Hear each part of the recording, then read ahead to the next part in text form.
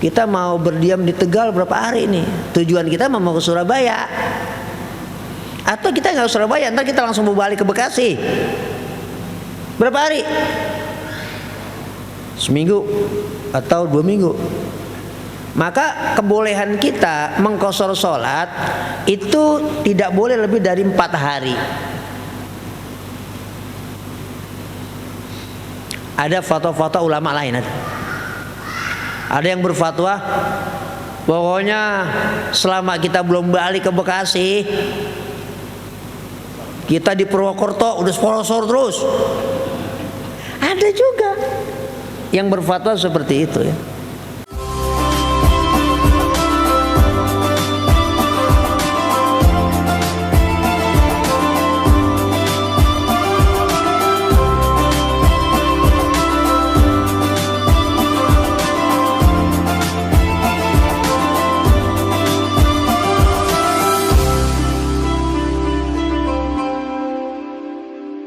Nah, yang keempat ini ada riwayat dalam hadis yang kedua atau ketiga keempat yang terakhir yang dibaca tadi oleh Ustaz Faisal. Rasulullah ketika haji wada itu kan jarak tempuhnya udah lebih dari 400 kilo. Beliau mengqashar sholat. Lah, mungkin kita pernah mendengar begini. Fatwa Imam Syafi'i. Kalau kita berangkat ke satu kota, misalnya Semarang atau Tegal, terus kita berdiam di situ. Kita mau berdiam di Tegal berapa hari nih? Tujuan kita mau ke Surabaya. Atau kita nggak ke Surabaya, ntar kita langsung mau balik ke Bekasi. Berapa hari?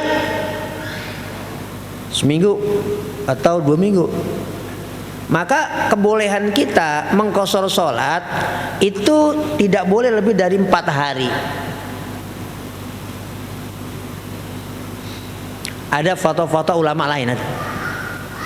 Ada yang berfatwa pokoknya selama kita belum balik ke Bekasi, kita di Purwokerto udah sponsor terus. Ada juga yang berfatwa seperti itu ya. Dan ada lagi. Nah, yang sering kita dengar ada fatwa yang disampaikan oleh Imam Syafi'i, nggak boleh dari 4 hari. Artinya kalau lebih dari itu kita sholat biasa udah. Zuhur ya 4 rakaat. Ntar mau asar ya nunggu asar waktunya 4 rakaat lagi. Nah, ini ada riwayat di sini. Rasulullah SAW tinggal di Mekah 10 hari, tapi kok qashar terus.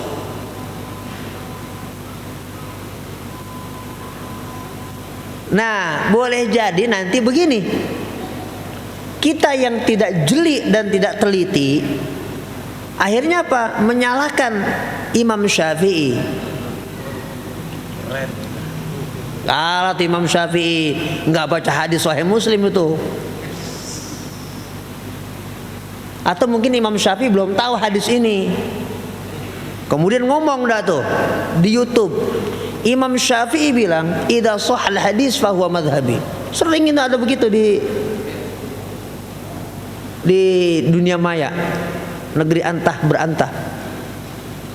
Imam Syafi'i bilang kalau hadis sahih itulah mazhabku.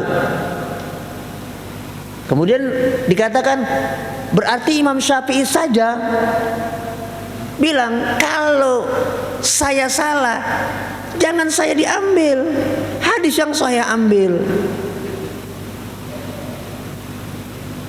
Nah, ini kelihatannya benar tapi menyesatkan.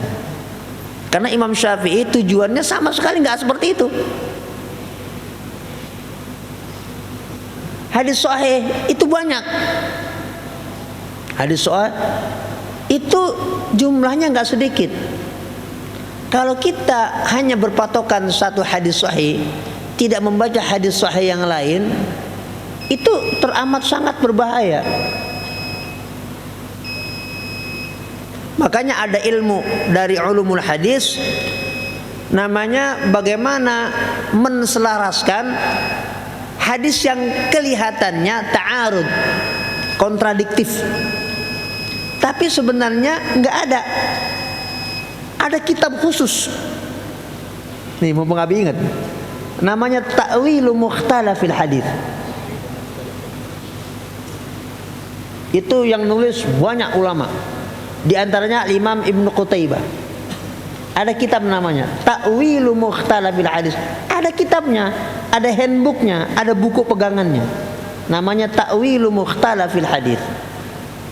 Itu kitab berisi tentang bagaimana caranya kita menselaraskan antara hadis-hadis yang kelihatannya bertentangan satu sama lain, padahal enggak, secara zahir aja. Balik ke hadis ini. Nah, tadi kita baca penjelasan Al-Imam An-Nawawi dalam hadis ini. Ternyata riwayat itu dalam Sahih Muslim itu ada rinciannya. Riwayat Nabi tinggal berapa di Mekah? 10 hari. Qasar terus. Imam Syafi'i fatwanya 4 hari. Salah itu dia. Menyalahi hadis dari Imam Syafi'i. Berarti ada hadis yang dia nggak tahu. Gitu kita ngomongnya.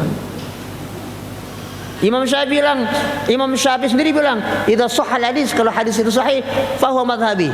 Itulah mazhabku. Jangan ambil fatwaku. Langsung kita ngomong begitu. Padahal Imam Nawawi memberikan penjelasan tentang riwayat itu ada detailnya. Yang dimaksud Imam Nawawi ketika menjelaskan riwayat dalam Sahih Muslim bahwa Rasulullah itu tinggal di Mekah 10 hari dan kemudian selalu mengqashar salat, Rasulullah tidak tinggal di satu tempat. Misalnya di Mekah di bagian Masjidil Haram itu saja, anggaplah tinggal di mana dulu ketika haji?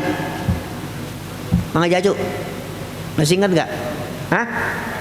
Apakah di Mahbas Jin? Hah? Bakhutmah misalnya, di Bakhutmah. Nabi tidak tinggal di satu tempat, misal di Bakhutmah saja. Jadi yang dimaksud dengan Mekah dalam riwayat itu Makkah wa ma hawalaiha, Mekah dan sekitarnya.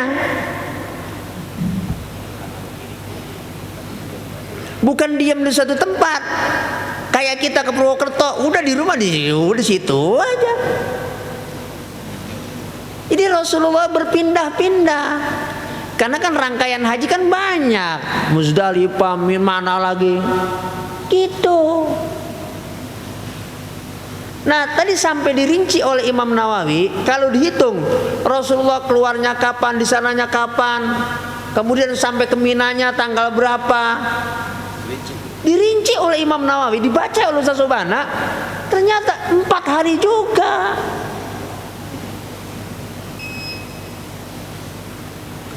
Jadi bukan Imam Syafi'i nggak tahu atau belum baca hadis ini. Itu.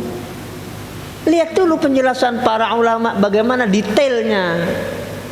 Nggak dibaca terjemahan hadis saja. Nah gitu.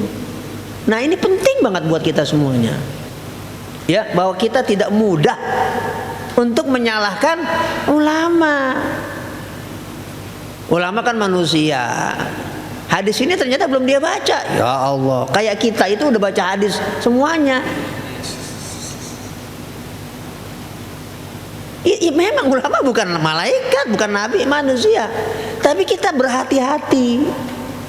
Apa iya Imam Syafi'i nggak baca hadis ini? Itu loh. Lihat-lihat dulu.